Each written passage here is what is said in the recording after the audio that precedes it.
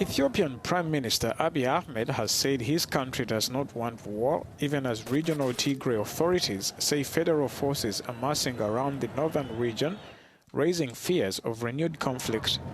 Tigray emerged in 2022 from a two-year war that saw federal forces, backed by militias and the Eritrean army, clash with rebels from the Tigray People's Liberation Front.